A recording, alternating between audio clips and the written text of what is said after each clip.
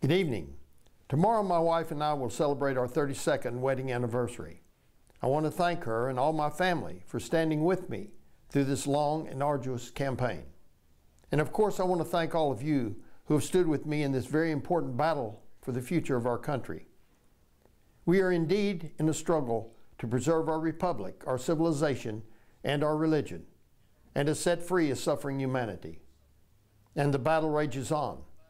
In this race, we have not received the final count to include military and provisional ballots. This has been a very close race, and we are awaiting certification by the Secretary of State. This particular race was watched not only by the people of this state, but by the entire nation and many around the world. Why? Because I believe the heart and soul of our country is at stake. Like most Americans, I'm concerned about the future of our country, both financially and morally. After the election of Donald Trump a little over a year ago, I saw a window of hope and an opportunity that we could return to our founding principles and the Constitution of the United States, which has governed us for over 200 years. Our forefathers recognized in the Declaration of Independence that all men and women are created equal and endowed by our Creator with certain unalienable rights, that among these are life, liberty, and the pursuit of happiness. That American dream has today been tainted by corrupt politics and a government which has become out of control and out of touch with the people. Many do not share the vision of those who built this country. Today we no longer recognize the universal truth that God is the author of our life and liberty.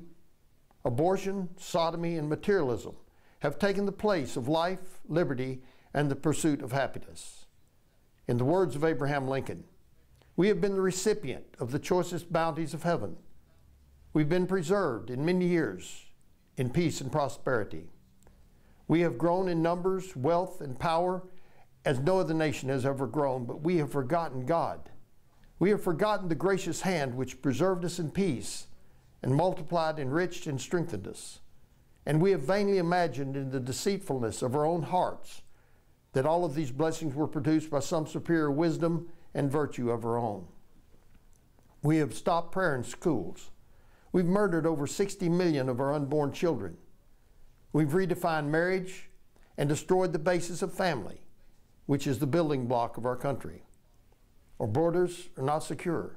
Our economy is faltering under an enormous national debt, and we have a huge drug problem. We've even begun to recognize the right of a man to claim to be a woman, and vice versa.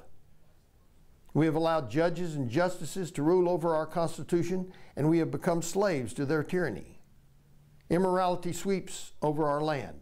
Even our political process has been affected with baseless and false allegations, which have become more relevant than the true issues which affect our country. This election was tainted by over $50 million from outside groups who want to retain power in their own corrupt ideology. No longer is this about Republican or Democrat control. It has truly been said there's not a dime's worth of difference between them. It's about a Washington establishment which will not listen to the cries of its citizenry, and the battle rages on. Together we must stand against those who would take from us our country.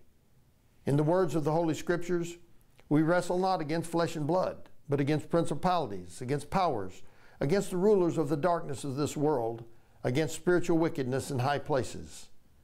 Wherefore take unto you the whole armor of God, that you may be able to withstand in the evil day, and having done all, to stand. The sacrifices of brave men and women throughout our history cry out to us, the living, to be dedicated here to the unfinished work, for which many of them gave the ultimate sacrifice. Let us here highly resolve that these dead shall not have died in vain, that this nation under God shall have a new birth of freedom, and that government of the people, by the people, and for the people shall not perish from the earth. Thank you. Merry Christmas, and may God bless you.